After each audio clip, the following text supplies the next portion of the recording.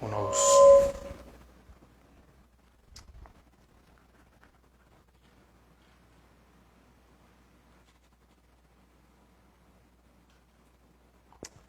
Bueno, vamos a dar comienzo en esta noche, que es de estudio, pero antes que todo vamos a orar.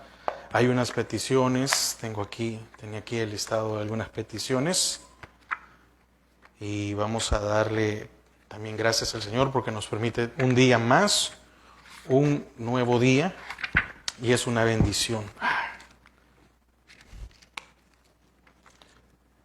Aquí está, perdón.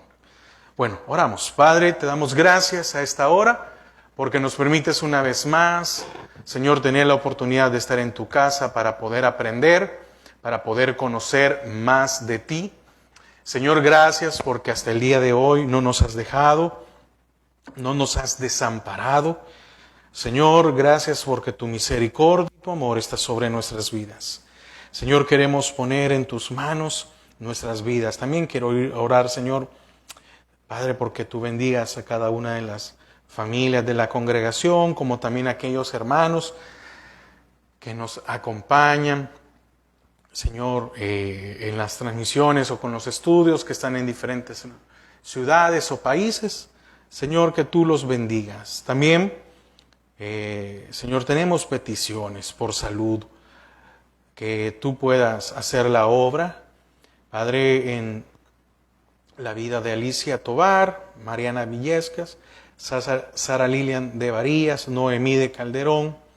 Padre, que Señor, los médicos han dado un diagnóstico y lo único que nos queda es creerte a ti y pedirte, Padre, que tú puedas traer paz a la vida de cada una de estas mujeres, que tú puedas traer también paz y tranquilidad a sus familias. Señor, es muy difícil decir, Señor, aceptamos tu voluntad. Pero mientras hay vida y esperanza, Señor, y tú eres el médico por excelencia, tú eres nuestro creador y queremos confiar y creer en ti. Y gracias, Padre, gracias porque tu misericordia es sobre nuestras vidas. Padre, también gracias porque nos permites estar en este lugar, que seas tú el que hables, que nos enseñes. Atamos y sujetamos todo estorbo que se pueda mover en los aires. En el nombre de Jesús. Amén y amén. Amén. Le voy a invitar a que abramos nuestras Biblias. Vamos a seguir, vamos a estudiar el Deuteronomio 19. Estamos, venimos estudiando Deuteronomio como si no estoy mal, como del capítulo 8 para acá hemos ido aprendiendo. Ahora, hermanos, una de las razones es como para ir conociendo, Deuteronomio es como una recapitulación de las leyes para Israel antes de entrar a Canaán. El Señor, cuando los saca del desierto, en Éxodo, les dio leyes, ¿verdad? Pero ya cuando iban a entrar a Canaán, en algunas cosas de las leyes, el Señor como las actualizó, las reformuló, si podemos decirlo así. Y hemos venido estudiando todo esto, hemos sentido del Señor ir conociendo. ¿Por qué? Porque uno también va aprendiendo de la ley y va aprendiendo por qué algunas cosas se hacían y qué significan ahora que estamos en un nuevo pacto. Entonces, el tema de hoy es, ¿qué es una ciudad de refugio? Hace unos meses di en Doctrina Básica, después de la enseñanza, hoy en la noche, voy a volver por si alguien quiere volverla a escuchar, voy a volver a poner en la descripción la enseñanza de Doctrina Básica que di hace unos meses. Hoy vamos a ver qué es una ciudad de refugio en base a Deuteronomio.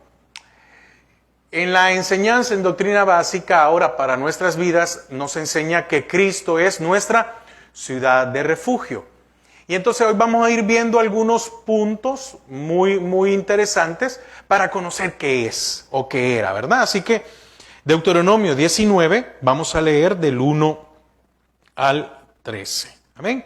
Deuteronomio 19, del 1 al 13. Esa es vamos a ir con el tiempo. Hermanos, si ustedes tienen una pregunta, anótenla y al final tenemos el tiempo. Amén. Amén, para ir avanzando, pero porque la diferencia entre hoy y si tuviéramos los discipulados es en un hogar. Y la diferencia de esto es que en el discipulado se puede preguntar en cualquier momento.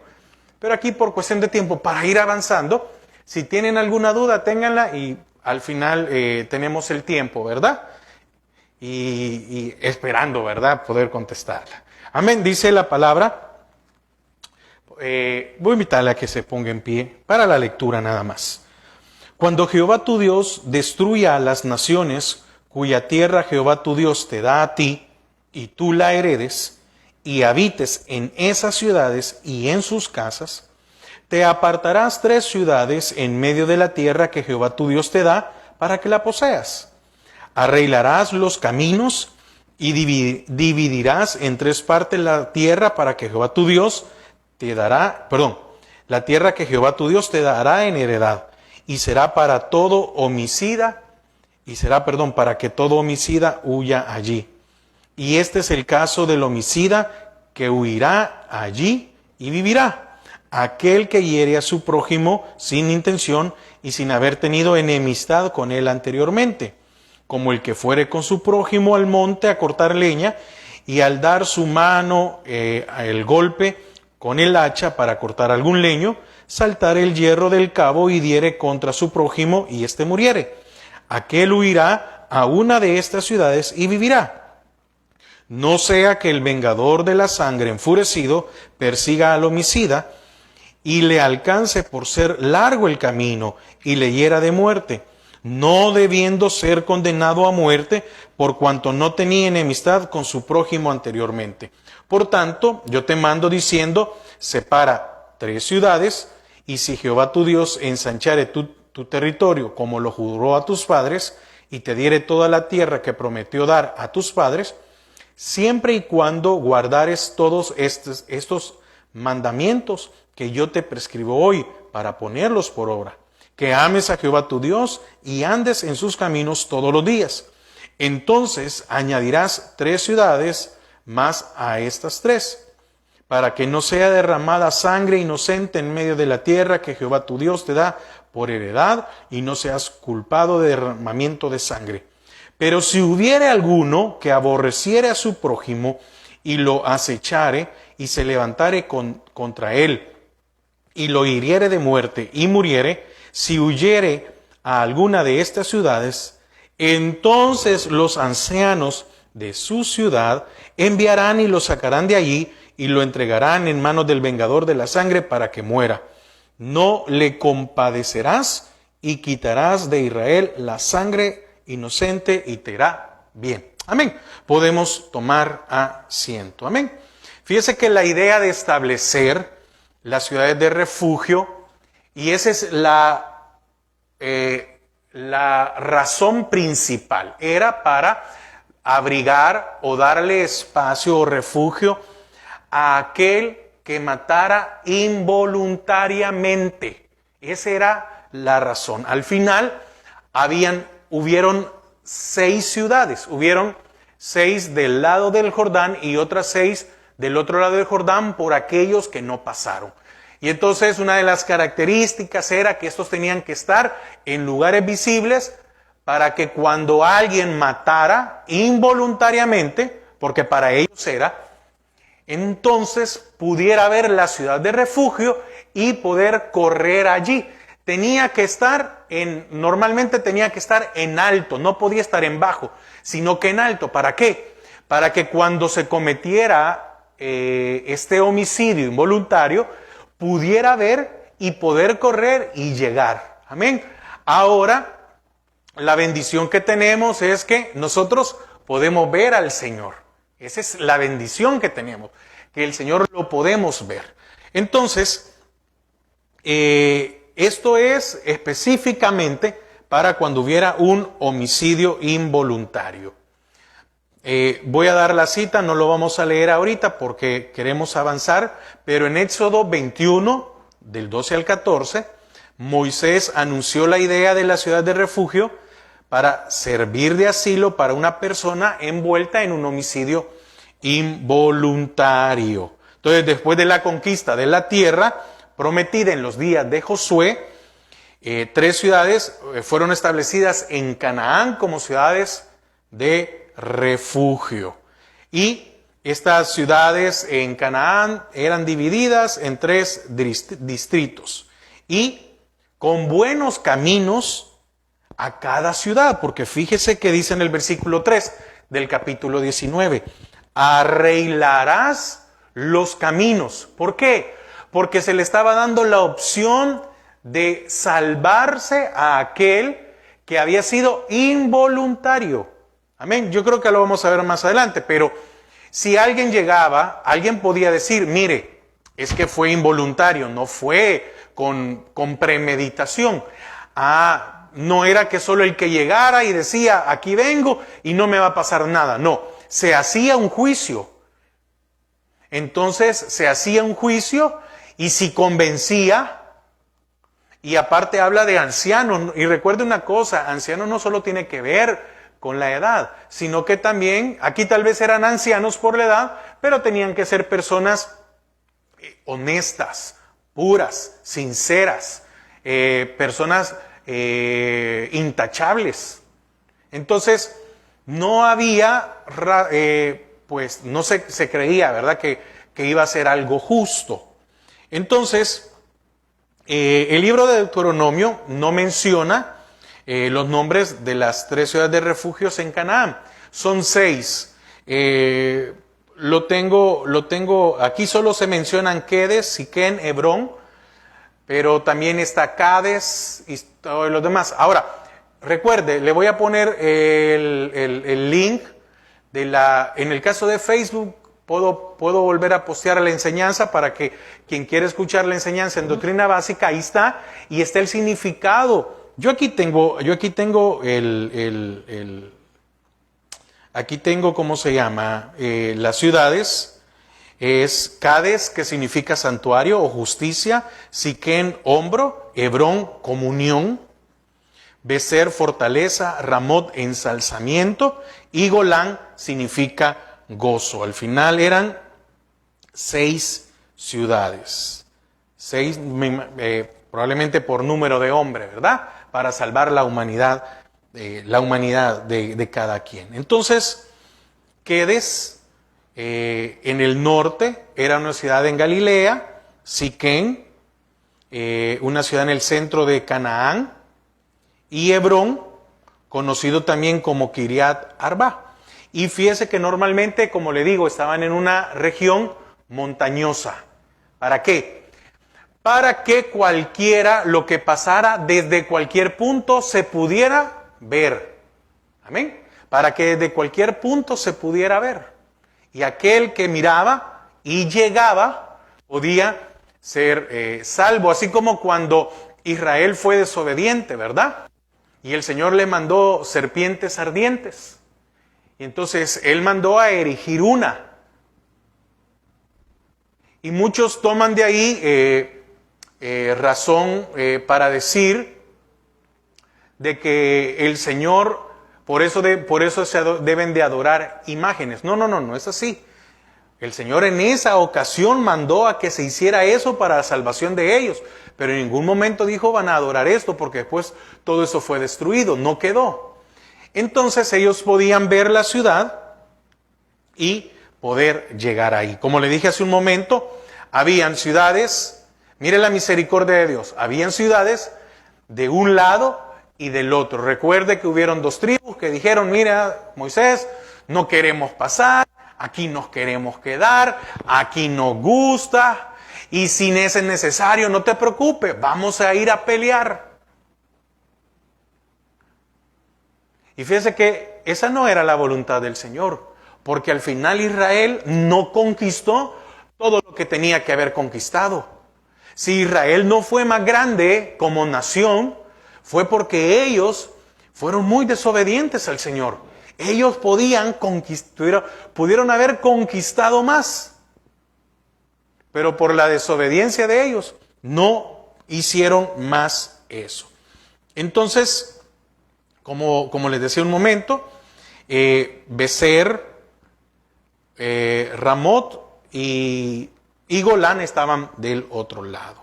Y en Basán también, perdón, yo me confundo con algún nombre. Entonces, vámonos al punto del versículo 3. Dice la expresión, arreglarás el camino. Parece indicar que el camino que conduciría a una persona a una de las 3 ciudades de refugio debía ser preparado o que tuviera un acceso fácil. Amén. Entonces, algunos traducen también este versículo como mediréis el camino. Mediréis el camino. Y esta traducción indica que la distancia entre las 3 ciudades, oiga, esto, debía ser proporcionalmente equidistante. ¿Esto qué quiere decir? Que si una ciudad tenía que estar para poner un ejemplo, de donde estaba una ciudad a la ciudad de refugio, tenía que tener la misma distancia para todas, el mismo acceso, la misma facilidad para que cuando sucediera esto, el homicida involuntario pudiera llegar fácilmente. Ahora, ¿no le parece esto similar de que el Señor nos arregló el camino? Y ahora todos nosotros tenemos la oportunidad, cuando pecamos, ¿verdad? O cuando fallamos, de pedirle perdón al Señor. Mire, yo estaba meditando en esto y estamos hablando del homicidio involuntario, pero también hablaba del homicidio premeditado. ¿Y qué dice el Señor con respecto a que si yo aborrezco a mi hermano? Dice que soy homicida. Imagínese al punto, en la parte, en el antiguo pacto, para ser homicida, tenía que suceder esta acción. Ahora es cierto, nosotros estamos en un nuevo pacto y en la gracia, y por esa razón se nos exige y se nos demanda más. Allá decía, alguien era acusado de adulterio, de fornicación, si era encontrado. Alguien era acusado de idolatría y tenía que morir, si era encontrado. ¿Y qué dijo el Señor después? Mira, allá si eras encontrado, como la mujer, ¿verdad? Que fue encontrada, y yo siempre he dicho, ¿y el hombre? ¿Dónde estaba el hombre? Porque para hacer eso se necesitaban 2, no 1. Entonces, y después dijo el Señor, mira, con solo pensar, ya pecaste. Entonces, qué interesante, había que dar una oportunidad. Y había que ser, era una igualdad para todos.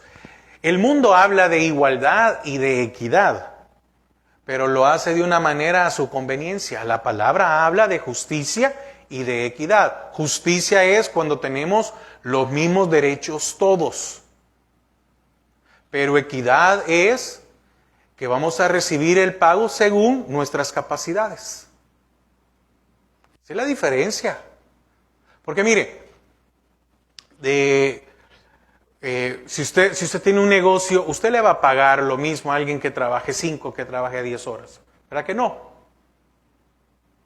Justicia es que las 2 personas tienen la oportunidad para trabajar. A los 2 se les da la oportunidad de trabajar. Equidad es que es el pago según lo que cada uno desarrolla. Entonces, ¿qué más había en este punto, en este caso? De esta manera, ninguna persona que procurara asilo en una de las ciudades de refugio tendría que caminar una distancia muy grande. Porque leamos el versículo 6. No sea, oiga lo que dice, no sea que el vengador de la sangre, enfurecido, persiga al homicida y le alcance por ser largo el camino y le hiera de muerte, no debiendo ser condenado a muerte, por cuanto no tenía enemistad con su prójimo. Mire, y recuerde una cosa, Deuteronomio está hablando de lo que podía suceder, de lo que podría darse. Recuerde que todavía no habían conquistado Canaán. Recuerde que todavía estaban en esa fase de querer conquistar. Amén. Entonces, el Señor pone esta facilidad para todos.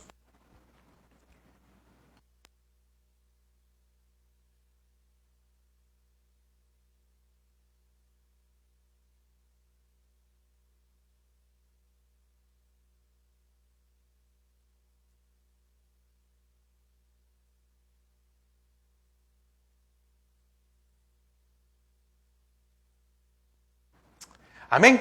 Entonces, leíamos el versículo 6, ¿verdad? No sea que el vengador de la sangre, oiga, enfurecido, fíjese que aquí el Señor también estaba cuidando. Ya había sucedido una desgracia, había muerto uno, involuntario, pero también estaba cuidando al familiar.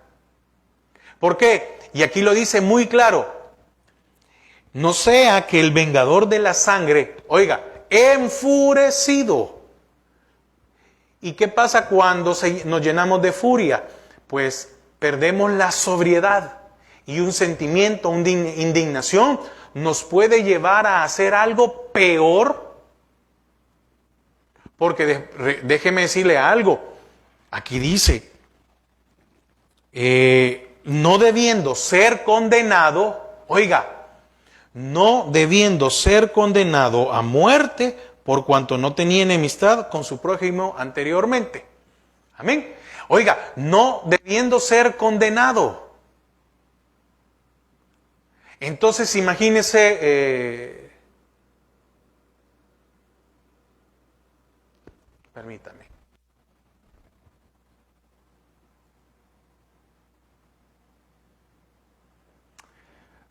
Por favor, no le haga caso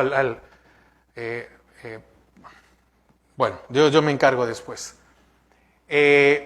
Decía, el vengador de la muerte, ¿verdad? Entonces, el texto claramente dice que solo la persona, oiga, esto muy importante, el texto dice claramente que solo la persona que cometió un homicidio involuntario podía estar bajo la protección de esta ley. Solo aquel que mataba a otra persona por accidente tenía acceso a las ciudades de refugio. No era por otra razón. Amén. No era por otra razón, sino que más por esa. La ciudad de refugio servía para eso. No porque no. La ciudad de refugio tenía ese punto. Y fíjese que hay algo muy interesante. Que cuando llegaba alguien y se encontraba inocente, tenía que vivir ahí. Y el vengador de la sangre iba a estar afuera. Si salía, lo podía vengar, ¿verdad? Pero ya había habido un juicio, ya habían dado un veredicto en el cual decir, se puede quedar aquí. Ok. Pero en ese tiempo, si el sacerdote moría, entonces tenía que salir, porque estaba bajo la protección de ese sacerdote, de ese levita. A diferencia con nosotros hoy, que nuestro sacerdote ya no muere. Y estamos bajo su protección toda nuestra vida. Esa es la diferencia. Entonces, solo aquel que mataba a otra persona por accidente, para que quede muy claro, no, mire que no, era esto, era ese caso. Ahora, el versículo 5 nos ilustra un homicidio involuntario y ahí habla de que un hombre sale a cortar con otro leña, y durante el proceso el hierro se sale del palo y golpea a otra persona causándole la muerte. Entonces, la muerte de aquella persona fue accidental porque no hubo premeditación. Ahora, como no hubo testigos, porque es lo que está hablando aquí este caso, como no hubo testigos, el vengador de la sangre tenía derecho de vindicar la sangre de su pariente. Entonces la palabra es bien clara, era muy clara. Cuando no hubieran testigos. Porque imagínense que estaban haciendo algo y estaban reunidos todos y ven que salió... Mire, aquí pone lo del hacha, ¿verdad? Pero imagínense que alguien iba en un caballo y en eso se atravesó alguien, pues. Y con el caballo lo golpeara, un ejemplo. Con el caballo lo golpeara y matara a alguien, porque qué duros son esos animales, ¿verdad? Es como déjeme ponerlo actual, al día de hoy. Es como cuando uno va en el camino y de la nada alguien se atraviesa. Y ¿cómo se llama? Y muere atropellado. No se tiene culpa, ¿verdad? Entonces, aquí, en otros países no. Aquí por lo menos si sucede eso, uno aquí se puede quedar, esperar a la policía que venga y decir, mire, yo iba y se atravesó. Y entonces se hace la investigación porque no hay testigos, se hace la investigación y dice, no, usted lo vamos a librar de cargo, ¿verdad? En otros lugares la gente tiene que huir porque al final lo meten preso y lo condenan, pero yo no tuve la culpa, ¿verdad? ¿Cuánta gente ocupa eso para suicidarse? Y ¿cómo se llama? Que afectan a otros. Entonces aquí, el Señor, mira, a mí lo que me agrada de que podemos ver aquí, es que el Señor era bien claro. Y así el Señor es de claro con su palabra, con nosotros. Entonces, en Israel, el caso de homicidio, oiga, fíjese esto, hablando en cuestión de las costumbres o de la historia que se hacía. En Israel, el caso de homicidio requería la venganza por el vengador de la sangre. Estaba permitido. Oiga, en el caso de homicidio, no otra cosa. En hebreo la palabra usada es goel, que significa redentor o pariente redentor. El goel era el pariente más cercano de la víctima. En este caso tal vez podría ser un padre, o si fue una mujer el esposo, o no sé si estaban las mujeres y lo hacían, yo creo que no, pero podría ser, era el más cercano. Y la misión del goer era vindicar la muerte de su familia. ¿Por qué? Porque en el Antiguo Testamento una persona tenía la responsabilidad de mantener el honor de su familia. Es indignante, ¿verdad? Cuando alguno, no hablando tal vez en el caso de un asesinato, pero qué indignante es cuando alguien de nuestra familia, alguien les hace algo, ¿verdad? Muchas veces, solo porque el Señor nos ayuda, pero qué feo cuando un padre llega a su hijo, ¿verdad? Golpeado de la escuela. ¿Y qué pasó? No, me agarraron ahí, me golpeó, o alguien, pues, y muchas veces es indignante porque no se puede hacer algo porque se puede meter uno en problemas más. Imagínense venir uno y... ¿Quién te pegó, verdad? Y uno venir y agarrar al otro, a un niño, se mete en un problema muy grande. Pero en este caso, si un miembro de la familia era asesinado, el pariente más cercano, el goel, tenía la responsabilidad de vindicar o dar la cara o sacar el respeto por la muerte del miembro de su familia, oiga, matando al asesino. Entonces, pero la misión del vengador de sangre podía impedir la administración de justicia para la persona acusada, ya que la ley protegía al homicida que había matado involuntariamente. Entonces, para dar oportunidad al homicida involuntario de probar su inocencia, estas ciudades de refugio fueron establecidas para servir de asilo a aquel que había sucedido esto.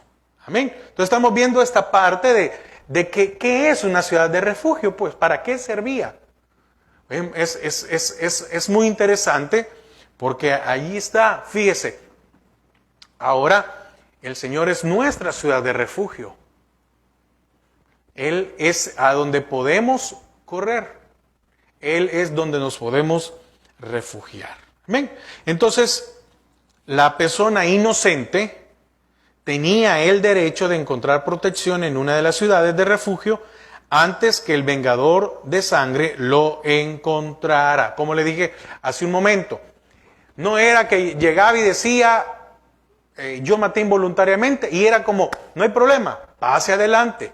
No, se tenía que hacer un juicio, exponer su caso, exponer y decir, mire, porque sucedía esto. Para aquel que es involuntario, no iba a decir, bueno, voy a arreglar una maleta, ¿verdad? Sino que en el momento que sucedía el accidente, tenía que salir. No podía venir porque él decía, bueno, como no hay testigos, el vengador de la sangre tiene el derecho de matarme. Pero el Señor daba esa oportunidad, esa salida. Entonces, él, cuando llegaba a una de esas ciudades de refugio, el homicida involuntario se quedaría hasta que su caso fuera determinado por la corte. Hasta que los ancianos de la ciudad pudieran determinar si el homicidio había sido premeditado o si el homicidio había sido por accidente. ¿Y qué pasaba cuando llegaban a la conclusión de que había sido premeditado? Lo entregaban. Ya, más adelante creo que me estoy adelantando, pero ¿qué pasaba? Que el Goel es el que ejercía la ley. Es que mire, fíjese algo, podríamos decir, qué duro, ¿verdad?, cómo el Señor permitió todo esto. ¿Cómo es posible que el Señor, que da vida, y Él hizo leyes, y dentro de las leyes decía, no matarás, iba a permitir que sucediera esto? Bueno, ¿sabe por qué? ¿Por qué lo puso el Señor? Era para que el pueblo no se corrompiera, sino cada quien. Porque ¿en qué mundo vivimos ahora? ¿Cuántos homicidios, asesinatos han quedado impunes?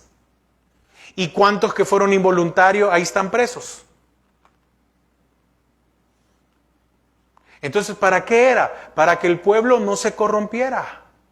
¿Por qué el Señor, así como lo hemos visto en los capítulos anteriores, por qué el Señor al que era idólatra, fíjese, una de las leyes que nunca se cumplieron, ¿y qué pasó con Israel?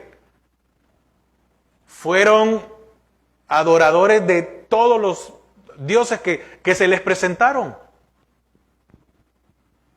Entonces, la ley decía que si alguno era encontrado queriendo convencer a sus hermanos para adorar a otros dioses, había que presentarlo, es decir, había que llevarlo, acusarlo con las autoridades, y tenían que venir 2 o 3 testigos, no 1, 2 o 3 testigos, y que si se encontraba culpable, los testigos tenían que ser los primeros que apedrearan. Y esto era para que el pueblo no se descarriara. Ahora, en nuestras vidas, en la parte espiritual, ¿por qué tenemos que hacer morir aquellas áreas? ¿Por qué dice el apóstol Pablo en Efesios, despojaos del viejo hombre, para que no nos corrompamos? Entonces había que tener mucho cuidado con esto. Ahora, volviendo otra vez al tema, la ley de la ciudad de refugio no prohibía el derecho de Goel de procurar vindicar la muerte de su pariente. ¿sí? La ley no prohibía que el Goel hiciera justicia, pero la ley procuraba también proteger al homicida involuntario. Porque imagínese que sucede esto. Alguien mata involuntariamente. Y entonces viene el Goel o el vengador de la sangre, lo alcanza, por eso el camino tenía que estar limpio y accesible. Pero póngale que no alcanzó a llegar y lo mata. Entonces, cuando sale la investigación, porque no crea que ahí se quedaban las cosas, se tenía que investigar. Cuando venía y decía, ¿tú por qué lo mataste? Ah, porque él mató a mi familiar. Y empezaran a indagar qué es lo que había pasado. Entonces, y si fue involuntario, quiere decir que hubo un asesinato. Entonces ahora surgía otro Goel. Porque iba a decir, tú mataste a mi familiar y no era cierto. Entonces imagínese ese relajo que iba a pasar, ¿verdad? En el hecho de, ¿cómo se llama? De ese rencor, de ese odio que podía crecer entre alguien. Porque, imagínese, si estaban trabajando dos, quiere decir que se conocían. Podemos decir que eran amigos. Quiere decir que podríamos decir que eran dos familias amigas. Y si trabajaban juntos, si eran dos familias amigas, significa que vivían en la misma región, en la misma ciudad o en la misma comunidad, etc. Y ya se imagina si eso no era resuelto, el problema que iba a ser entre ellos y la familia. El odio que iba a crecer entre uno, entre otro, en que tú mataste a mi papá, no, pero tú mataste a mi hermano. Y imagínese todo ese odio que se iba a dar. Cosa que al día de hoy tal vez no es que textualmente o literalmente se mate a alguien, pero imagínese muchas veces un malentendido, no nos vayamos lejos, un malentendido aún de entre nuestra familia, ¿verdad? Cómo llega muchas veces a separarnos. No, que tu hijo le hizo a no sé qué, que mi hijo y tal vez dos hermanos, por algo que pasó, por un malentendido, se ofenden, se separan, ya no se reúnen como familia. El propósito de la ley era mantener en orden al pueblo. ¿Por qué? Porque si después alguien podía decir, no, mire, pasó así, así, así, y pasó así, así, así. Ok, entonces decía, llegaba el jurado y decía, bueno, fue involuntario.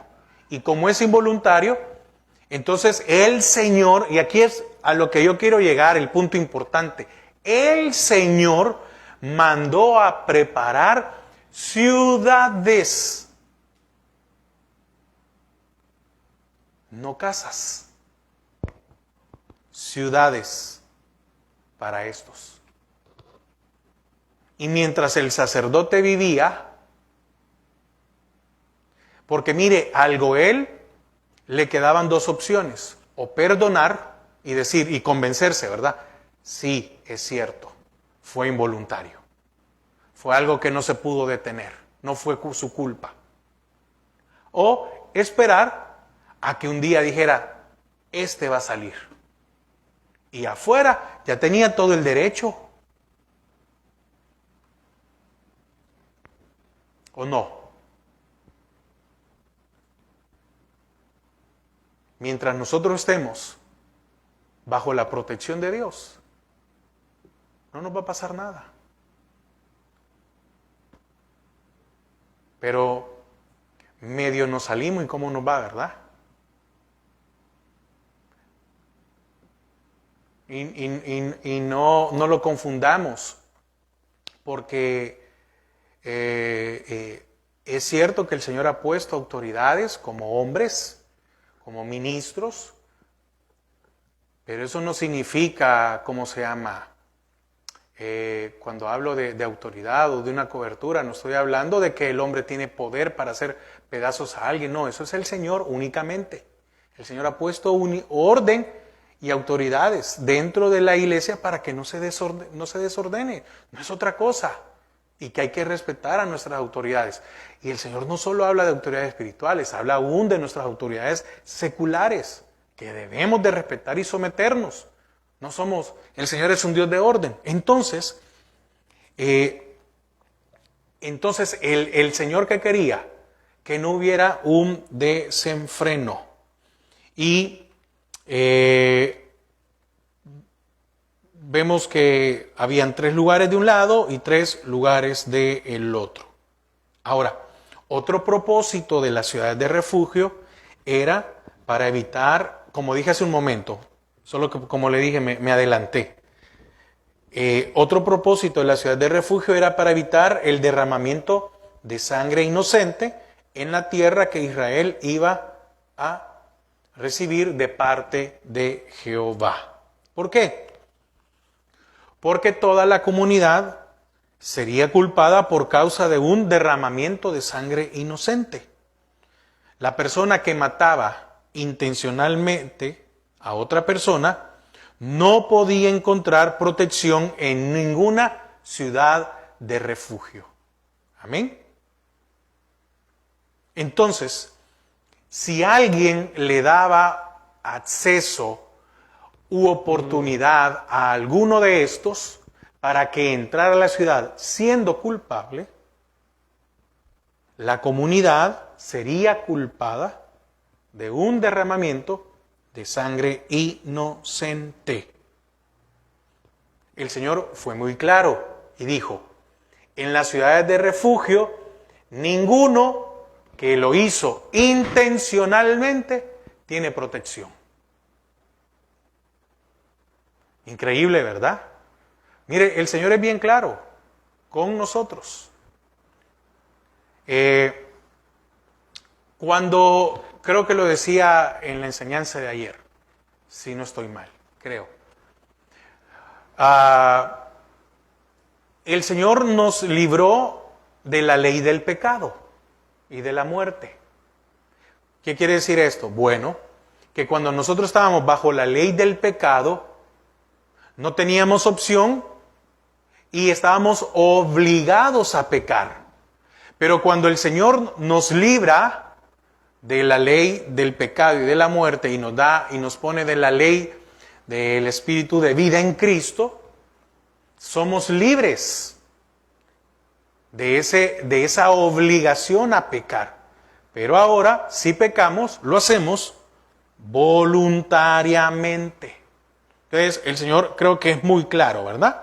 Entonces, ¿por qué digo aquí esto? Porque el que mataba intencionalmente no iba a encontrar refugio. Y es como nosotros ahora, no tenemos excusa cuando pecamos. Porque ya es intencionalmente. ¿Qué más? El asesino que huía hacia una de las ciudades de refugio para hallar asilo contra el vengador de la sangre, no podía encontrar protección contra el goel de la víctima. Amén.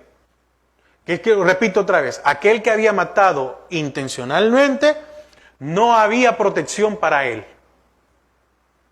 Podía ser que llegaba y fíjese, era escuchado. Quiere decir que se le daba la oportunidad de presentar su caso. Entonces, los ancianos de la ciudad tenían la responsabilidad de sacar a la persona culpada de la ciudad de refugio y entregarla en las manos del pariente redentor para vengar la sangre. ¿Cómo es el dicho? Que mientras todos son inocentes, mientras no sean hallados culpables. Entonces, la persona culpada, qué difícil, pero como le digo, había una razón. La persona culpada tiene que morir por su crimen. Éxodo 21:14. Para poder leerlo un poquito.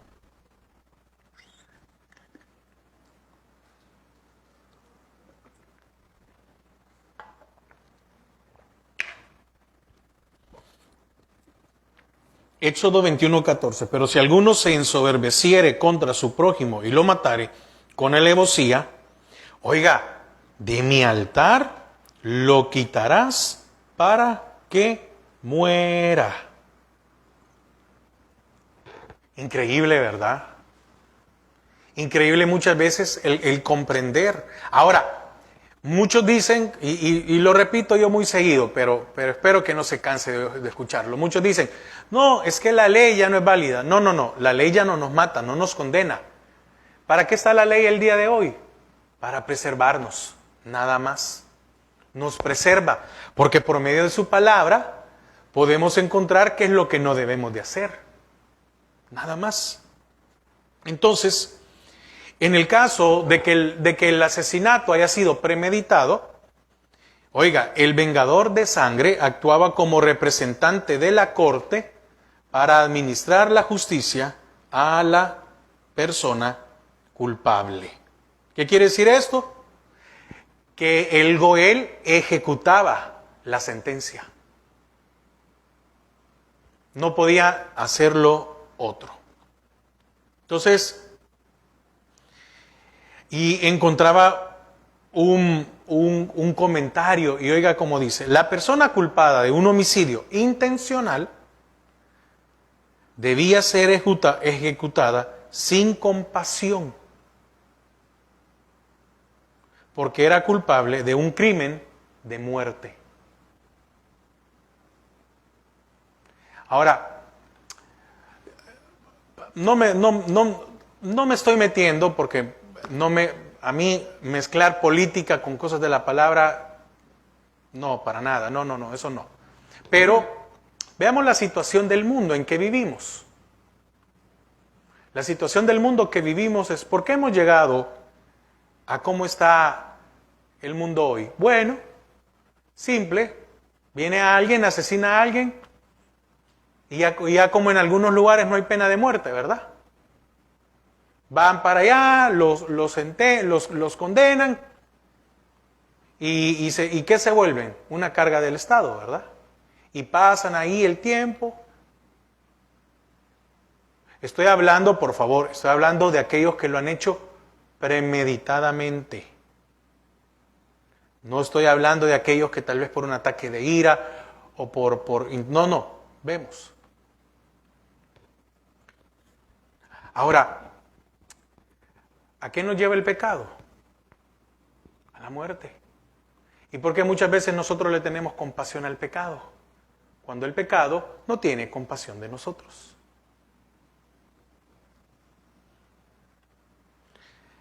La razón por el tratamiento severo de la persona culpable es porque el asesinato era una violación del sexto mandamiento. Deuteronomio 5:17.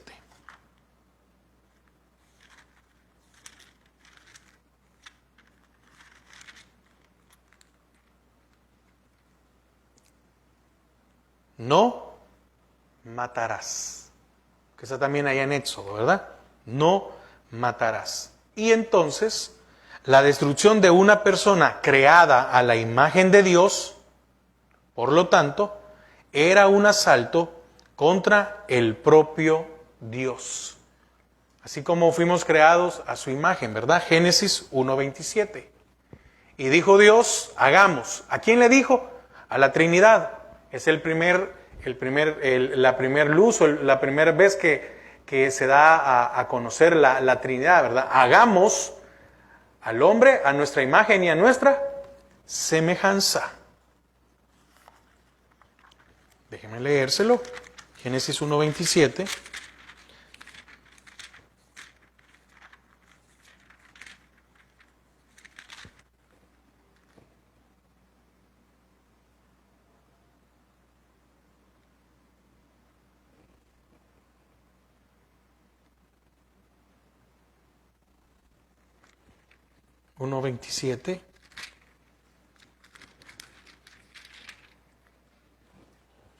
Y creó Dios al hombre a su imagen, a imagen de Dios lo creó, varón y hembra los creó. Entonces, ahora, según la ley deuteronómica, cuando digo deuteronómica es porque se está haciendo una revisión de la ley o una actualización, ¿verdad? Ya para entrar. Porque la ley que es dada en el Éxodo fue dada en el desierto, pero ya en una tierra iba a ser diferente, ¿va? Como recuerde cuando vimos de que cuando alguien era esclavo, eso increíble, ¿verdad? ¿Cómo era posible que el Señor estaba saliendo, lo estaba libertando de Egipto y alguien iba a ser esclavo? Sí, iba a ser esclavo por su desobediencia, porque el que fuera obediente Dios lo iba a prosperar. Y alguien llegaba a ser esclavo porque se metía en deuda y no podía pagar. Entonces le decía a su acreedor, mira, no te puedo pagar, voy a ser tu esclavo. Te voy a trabajar durante tanto tiempo o mientras llegue el año de la remisión para poder pagar. En Éxodo se decía, si alguien es como esclavo, cuando termine, mándalo. Ya es libre. Pero en Deuteronomio dice, cuando se termine su tiempo, tú le vas a dar, lo vas a bendecir para que no vuelva a caer a ser esclavo de otro. Entonces, por eso hay como una revisión o una actualización de parte del Señor en algunos puntos, porque la ley en sí, el sentido o el propósito de la ley no cambiaba, sino las situaciones. Entonces, según la ley deuteronómica, el que mataba a otra persona es culpable de sangre inocente. 19:13. Volvámoslo a leer, tenemos unos minutos todavía. Oiga, no le compadecerás y quitarás de Israel la sangre inocente y te irá bien. Oiga, no le compadecerás. Porque si alguien quedaba vivo, ¿qué iba a pasar? ¿Qué iba a decir otro? Bueno, yo mato, me cae mal, lo mato. Y no tienen por qué hacerme nada porque aquel no le hicieron nada, ¿verdad? Entonces, como el caso, el derramamiento de la sangre inocente de Abel contaminó la tierra y trajo culpa sobre la comunidad que solamente podía ser quitado con el castigo de la persona. Solo déjeme ver si anoté bien esta cita.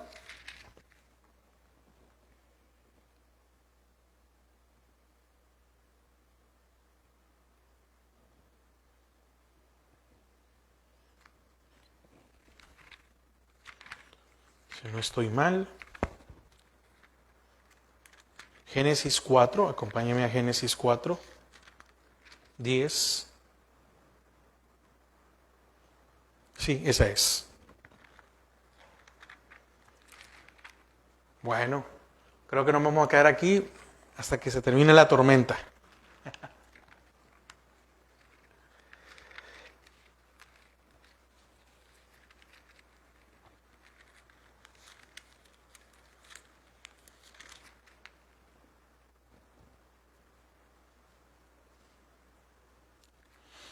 Génesis 4, 10 al 13. Dice, y él le dijo, ¿qué has hecho? La voz de la sangre de tu hermano clama a mí desde la tierra. Oiga, increíble, ¿verdad? Ahora pues, maldito seas tú de la tierra que abrió su boca para recibir de tu mano la sangre de tu hermano. Cuando labres la tierra, no te volverá a dar su fuerza. Errante y extranjero serás en la tierra. Y dijo Caín a Jehová, grande es mi castigo para ser soportado.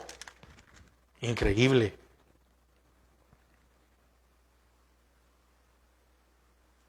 Ahora, acompáñeme a Deuteronomio 4:10 y con esto vamos a ir terminando.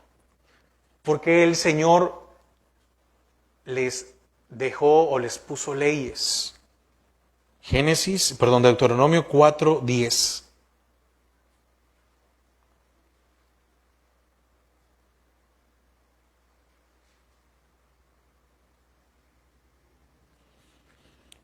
Oiga, dice, ¿ya lo tiene? Amén. Deuteronomio 4:10. En el día que estuviste delante de Jehová tu Dios en Horeb, cuando Jehová me dijo, oiga, reúneme al pueblo para que yo les haga oír mis palabras. Quiere decir que no eran ignorantes, ¿verdad? De una muerte premeditada o de una muerte accidental. No eran ignorantes. Oiga, para que yo les haga oír mis palabras, las cuales aprenderán para temerme todos los días que vivieren sobre la tierra. Y adicional dice, y las enseñarán a sus hijos. Y os acercasteis y os pusisteis al pie del monte, y el monte ardía en fuego hasta en medio de los cielos con tinieblas, nube y oscuridad. Entonces, lo que Moisés estaba Moisés les estaba repitiendo algo que el Señor ya les había dicho. Ellos no eran ignorantes y ahora tenían la obligación de enseñarle a sus hijos. Pero por esa razón el Señor puso ciudades de refugio para que si había un accidente, tuvieran la oportunidad de salvar sus vidas. Por tanto, la comunidad del pacto no podía tolerar que el asesino viviera sin asumir la responsabilidad por su crimen.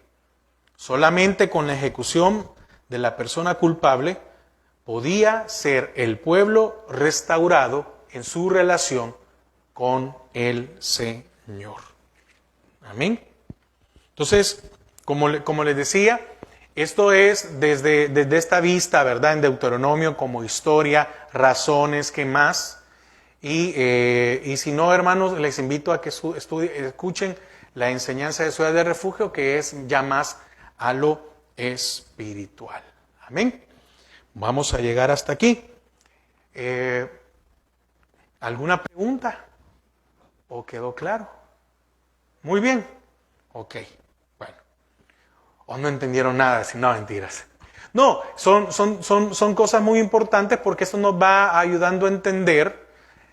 Yo siempre, bueno, no siempre, llegó un momento en que comprendí de que verdad, toda la palabra de Dios es una bendición para nuestras vidas. Toda la palabra de Dios. Y es necesario conocerla. Si está aquí, si el Señor nos ha dejado esto, es porque es necesario conocerla. Entonces vamos a orar para dar gracias al Señor. Padre, te damos gracias esta hora. Gracias por este momento en el cual hemos podido abrir tu palabra. Señor, gracias porque al día de hoy tú has sido nuestra ciudad de refugio. Padre, gracias por guardarnos. Señor, gracias por protegernos. Gracias, Señor, porque, Señor, definitivamente, ¿qué sería de nuestras vidas si tú no hubieras venido?